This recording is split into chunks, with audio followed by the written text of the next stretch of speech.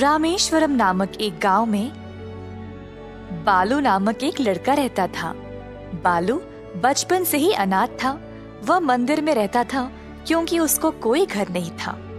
लोगों की मदद करके वह बदले में उनसे खाना पीना मांगता था।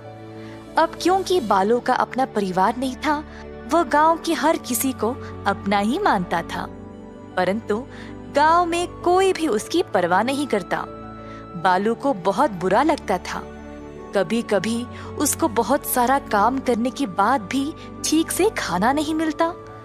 बालू हमेशा बड़े बड़े सपने देखा करता था। मंदिर में बैठे बैठे बालू सोच रहा था कि वह अपने सपनों को पूरा कैसा करेगा, जब उसने मंदिर के पंडित को बचा हुआ दान चोरी छुपे चुराते हुए देखा और घर की ओर निकलने लगा। पंडित ने बालू से कहा, हे बालू, आज का प्रसाद भी खत्म हो गया है। तुम इसी का इंतजार कर रहे थे ना? पर नहीं है तो पानी पी लो और सो जाओ, और हाँ, मंदिर पे नजर रखना। पंडित जी, क्या आपकी कोई इच्छाएं हैं? ऐसा क्यों पूछ रहे हो? तुम मेरी इच्छा पूरी करोगे क्या? जब आपकी कोई इच्छाएं हैं तो आप किसको पूछते हो? देवी माँ के अलावा और कौन है? तो जो मांगे वो पूरा कर देती है क्या? जब तक देवी माँ सामने प्रकट नहीं हो जाती, तब तक तुम दिल से प्रार्थना करते रहना, फिर वो तुम्हारी इच्छाएं पूरी करेगी। चलो, मुझे अब देर हो रही है, मुझे जाना है। ऐसा कहकर पंडित चला गया। बालू खड़ा हुआ और देवी माँ की मूर्ति के पास गया। अपना पूरा ध्यान लगाकर बालू अपने मन में देवी माँ का जाप करना शुरू किया। इसी तरह हफ्ते बीत गए और बालू प्रार्थना करता ही गया। एक रात बालू जब प्रार्थना कर रहा था, तब बालू, तुम्हारी भक्ति से मैं प्रसन्न हुई हूँ। बोलो, क्या चाहिए तुम्हें? काफी देर तक सोचने के बाद बालू ने कहा, देवी माँ, मुझे ये वरदान दो कि मैं जो भी छूऊं वो सोने में बदल जाए। अच्छा, अवश्य। बालू को यह वरदान मिलते ही उसने मंदिर को छुआ और पूरा मंदिर सोने में बदल गया। यह देखकर बालू खुशी से झूम उठा और सुबह सवेरे गांव की ओर चला गया। बालू गांव के बीचों बीच एक बरगद के पेड़ के पास गया और सबको बुलाया। मेरे भाइयों बहनों, बड़े और बुजुर्ग, सब आ जाओ इधर, देखो जादू। क्या हुआ बच्चे, इतनी सुबह सुबह क्यों चिल्ला रहे हो? अपनी आंखें खोलो और देखो। ऐसा कहकर बालू ने पेड़ को छुआ तो पूरा पेड़ सोने में बदल गया। सब लोग चमकीले सुनहरे पेड़ को देखकर आश्चर्यचकित रह गए। ये मेरी जादुई शक्ति है, जिससे मैं जो भी अपने हाथों से छूऊं वो सोने में बदल जाता है। ये सुनकर सब लोग और भी हैरान रह गए। सबको अब बालू पसंद आने लगा और उससे अच्छा बर्ताव करने लगे। बालू बहुत खुश हो गया और इधर से उधर दौड़ने लगा कुछ और बच्चों के साथ। बालू घर से घर जाने लगा, सब कुछ छूते हुए। एक एक करके सारे घर सोने में बदलने लगे और जल्द पूरा शहर एक सुनहरा शहर बन गया। सब लोग बालू की प्रशंसा करने लगे। सब लोगों ने उसको मजेदार भोजन भी दिया। बालू भी ये सब देखकर उत्सुक हो गया। टोकरी से जब उसने सेब को उठाया तो सेब भी सोने में बदल गया और बालू उसको खा नहीं पाया। ये देखकर बालू दंग रह गया। उसने सोचा कि अगर ऐसा ही रहा तो उसको भूखा मरना पड़ेगा। फिर उसको पानी पीना था, पर पानी के मटके को छूते ही पानी और मटका दोनों सोने में बदल गए। बालू को समझ नहीं आया कि अब वह क्या करे। उसकी शक्ति उसको भूखा और प्यासा रख रही थी। बालू जल्दी एक नदी के पास गया और पानी लेने नदी में हाथ डालते ही पूरी की पूरी नदी सख्त सोने में बदल गई। जल्द गांव के सभी लोगों ने देखा कि कहीं भी पानी ही नहीं है और सब कुछ सोने में बदल गया, तो वो परेशान होकर बालू के पास दौड़ते हुए आए। तुमने ये क्या किया बालू? तुमने सारे पानी को सोने में बदल डाला। अब हमारे पास पीने के लिए कुछ नहीं है। हम कैसे जीवित रहेंगे? तुमने सारे गांव को नष्ट कर दिया।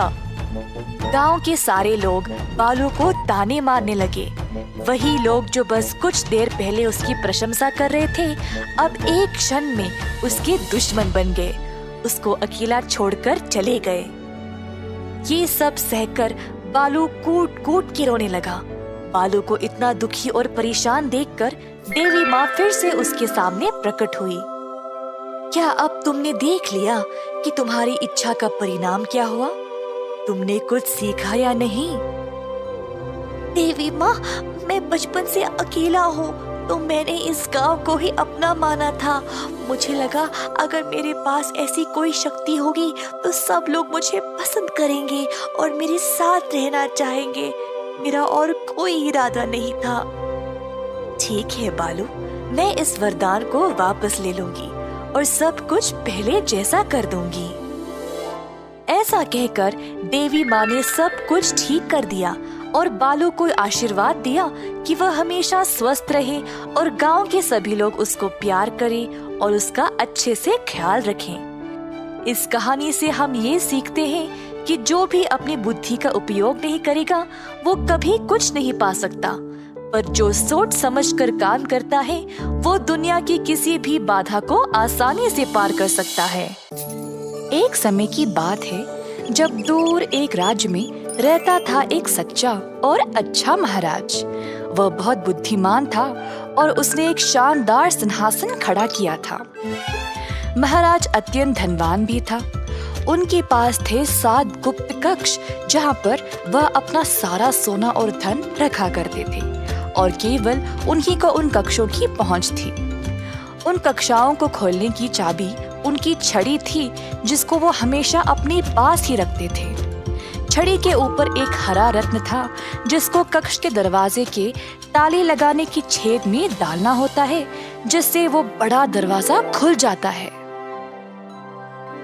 अब सारे धन दौलत में महाराज को एक चीज बहुत प्यारी थी, जो 7वें कक्ष में रखा हुआ था। वह एक सुंदर अंगूठी थी, जिसको महाराज की माँ ने मरने से पहले दिया था। अतः महाराज ने उस अंगूठी को एक शीशे के बक्से में रखा था। हर रोज अपनी माँ की याद में वह उस अंगूठी को देखा करते थे और फिर अपनी छड़ी से दरवाजा पर ताला लगा देते थे।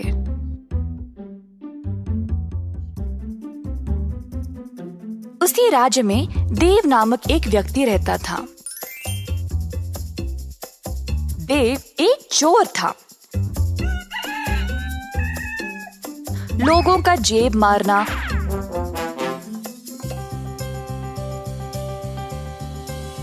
और छोटी मोटी चोरी दुकानों से करना उसका काम था। मगर अब देव इन छोटी मोटी चोरियों से ऊब गया था। अब कुछ बड़ा करना चाहता था, अमीर बनने के लिए। अब एक ही जगह इस लायक थी, महाराजा का महल। पर वो उधर जाएगा कैसे? महाराजा से ही सीधा कैसे चोरी करेगा? देव लालची था और कई दिनों तक इस महा चोरी की योजना बना रहा था।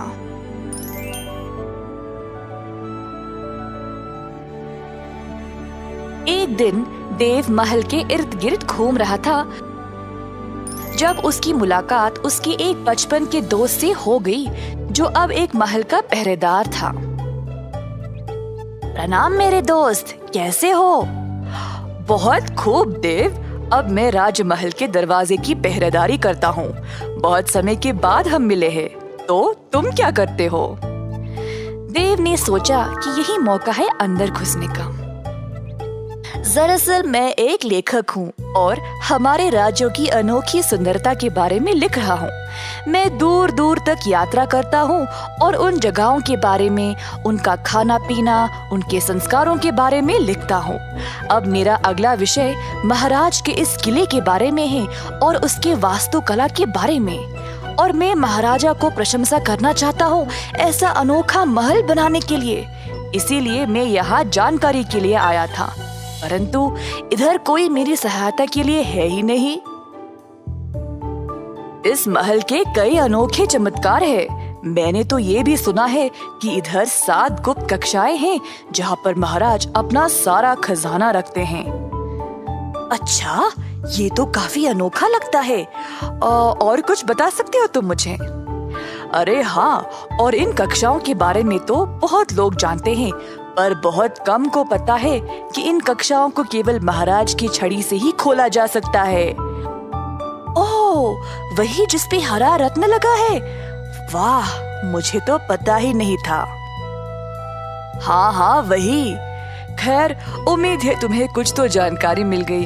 अब मैं चलता हूँ, फिर मिलेंगे देव।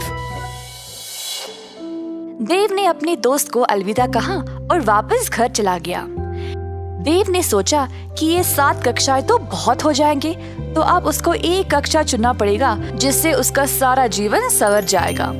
पर महाराज की छड़ी को वह चुराएगा कैसे? देव ने एक योजना बनाई 7वें कक्ष की चोरी करने का। बीच रात का समय था। देव महल के अंदर घुस गया जब उसका पहरेदार दोस्त दरवाजे पर सो गया था।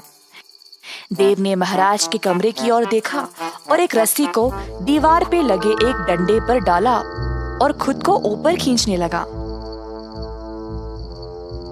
खिड़की से झांक के देखा तो महाराज सोए थे। धीरे से वह कमरे में आया और वही थी छड़ी। देव ने छड़ी ली और महल की सीढ़ियों से कक्षों तक पहुंच गया, परंतु हर एक कक्ष पर एक पहरेदार था। देव ने कुछ जानवर की आवाज निकाली और पहरेदार देखने चले गए कि वह है क्या।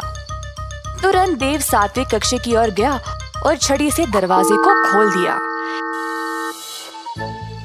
देव ने अपना भोरी निकाला और जितना हो सका उसमें डाल दिया। शीशे के बक्से वाली अंगूठी भी उठा लिया और जल्दी से दरवाजे को बंद करके वहां से चला गया। अगले दिन महाराज जब नींद से जागे तो हैरान परेशान हो गए। उनकी छड़ी लापता थी और कक्ष में जाके देखा तो उनकी माँ की अंगूठी भी गायब। महाराज आग बबूले हो गए, पर उनको पता था कि चोर को कैसे पकड़ा जाए। तुरंत उन्होंने एक पत्र लिखा अपने राज्य के लिए। मैंने अपनी सबसे कीमती चीज खो दी है, एक अंगूठी, और किसी ने उसको चुराया है। अगर किसी को भी ये मिले तो मुझे वापस लौटा दे और बदले में उसको ढेर सारा खजाना भेंट में दिया जाएगा। कई दिनों तक बहुत लोग आगे आए नकली अंगूठियों के साथ, पर महाराज अपनी माँ की अंगूठी को अच्छे से पहचानते थे, तो सबको वापस भेज दिया करते थे। जब ये खबर देव तक पहुंची तो उसने देखा कि वो अंगूठी तो उसी के पास थी। देव को अब और खजाने की लालच लग गई। ये तो कोई पुरानी अंगूठी लगती है। मैं महाराजा को बोलूंगा कि मुझे कहीं मिली और फिर भेंट में दिया खजाना भी ले आऊंगा।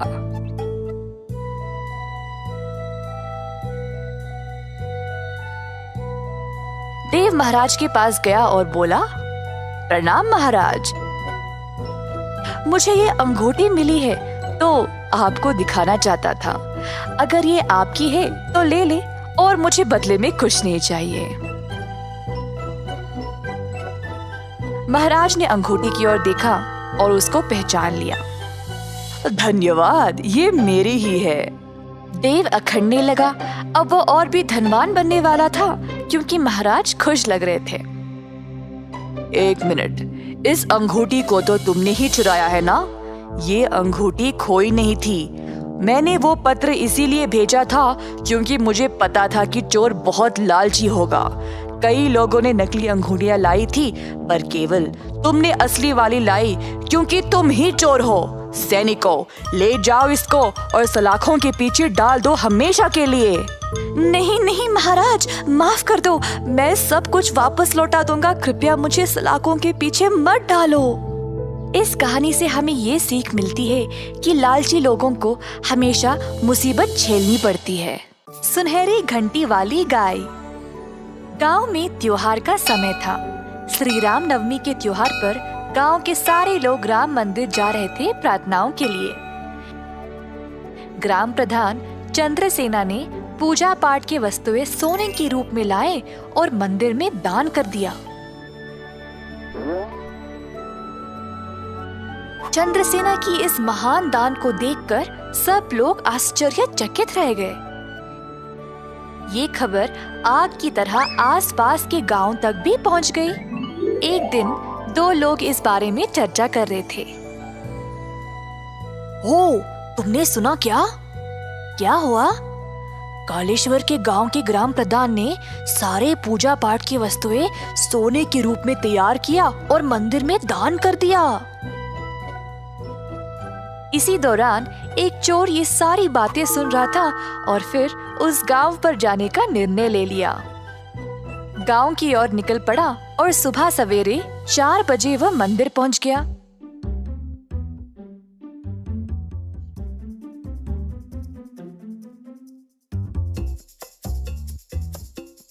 चोर ने मंदिर की कक्ष के दरवाजे को खोलने की कोशिश की। जब खुला तो अंदर सोने की वस्तुएं देखकर चकित रह गया। जल्दी में उसने आगे की सीढ़ी नहीं देखी और फिसल गिर पड़ा। जो भक्त मंदिर में सो रहे थे जाग गए और तुरंत उस दिशा में गए। चोर वहां से जल्दी भागना चाहता था।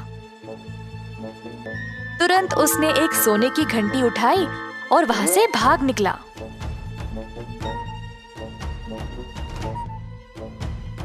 जब तक भक्त वहां पहुंचे, उन्होंने देखा कि सारे दरवाजे खुले पड़े थे और सब कुछ बिखरा पड़ा था। उनको समझ आ गया कि वहां चोरी हुई थी। सब चीजों में से सोने की घंटी गायब है। क्या तुम्हें वो आवाज सुनाई दे रही है? हाँ, घंटी की। चलो, चोर आसपास ही होगा। जैसे चोर भाग रहा था, घंटी बजी जा रही थी और लोग भी घंटी की आवाज सुनते सुनते चोर का पीछा कर रहे थे। चोर को समझ नहीं आया कि वह क्या करे। उसने घंटी को पास वाले खेत में एक गाय के गले में बांध दिया और भाग गया। जैसे घंटी बजना बंद हुई, लोगों को समझ नहीं आया कि चोर किस दिशा में भागा। हर जगह ढूंढकर वापस चले गए। अगले दिन चोर वापस खेत पर आया और घंटी गाय से वापस लेने की कोशिश की, परंतु गाय उससे दूर भागने लगी। चोर भी गाय के पीछे भागने लगा। गांव वालों ने ये देखा और जानना चाहा कि ये आदमी गाय के पीछे क्यों भाग रहा था।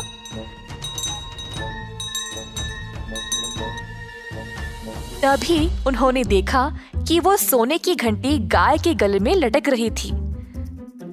अब सबको समझ आ गया कि वही आदमी ने चोरी की थी। सब उसके पास आए और उसको रंगे हाथ पकड़ लिया।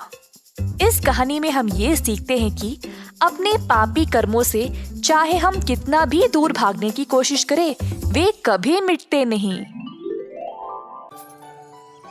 कई साल पहले की बात है। एक महान से राज्य में कृष्णदेवराय नामक एक शासक रहा करते थे। उनकी माँ बहुत धार्मिक महिला थी। माताजी ने अपने जीवन में कई धार्मिक स्थानों का दर्शन किया और बहुत सारे पूजा पाठ में भी भाग लिया था। महाराज अपनी माँ से बहुत प्रेम करते थे। जैसे साल बीतते गए,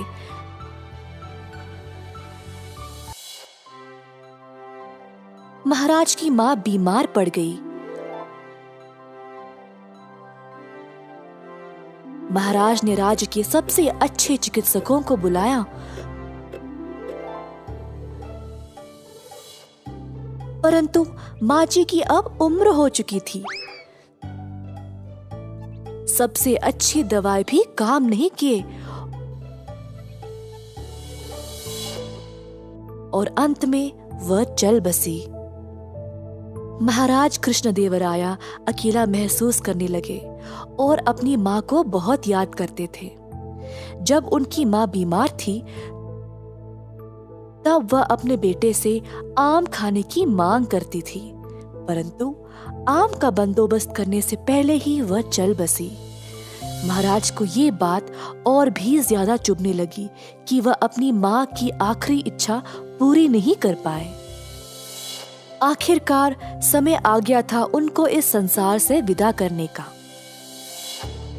अंतिम संस्कार करने के लिए जो पुजारी आए थे, वे माता जी की आखिरी इच्छा के बारे में जानकर उसका गलत फायदा उठाना चाहने लगे। महाराज, आपकी माता जी की आखिरी इच्छा मीठे आम खाने की थी, जो अधूरी रह गई। अब उनकी आत्मा की शांति के लिए आपको कुछ सुनहरे आम दान में देना होगा। क्योंकि महाराज पहले से निराश थे, उनको लगा कि उन्हें इतना तो करना चाहिए। उनको पुजारियों पर अंधविश्वास था और बात मान ली।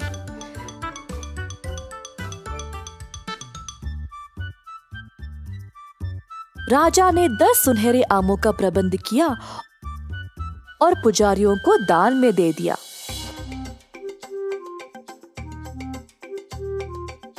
पुजारी बहुत खुश थे कि उनकी दुष्ट योजना काम कर गई। अंतिम संस्कार करके सोने के आम लेकर अपने अपने घर वापस चले गए। हालांकि महाराज के सेवक बुद्धिमान रामदास ने देखा कि क्या हुआ और राजा को दिए गए पुजारियों के तर्क को समझ नहीं पाया। पुजारियों के हाथ में सुनहरे आम कैसे एक मरे हुए इंसान की आत्मा को खुश कर सकता है? उसको पता था कि पुजारियों ने महाराज को बेवकूफ बनाया। रामदास ने उन सबको सबक सिखाना चाहा। कुछ दिनों बाद रामदास ने पुजारियों को अपने घर आमंत्रित किया।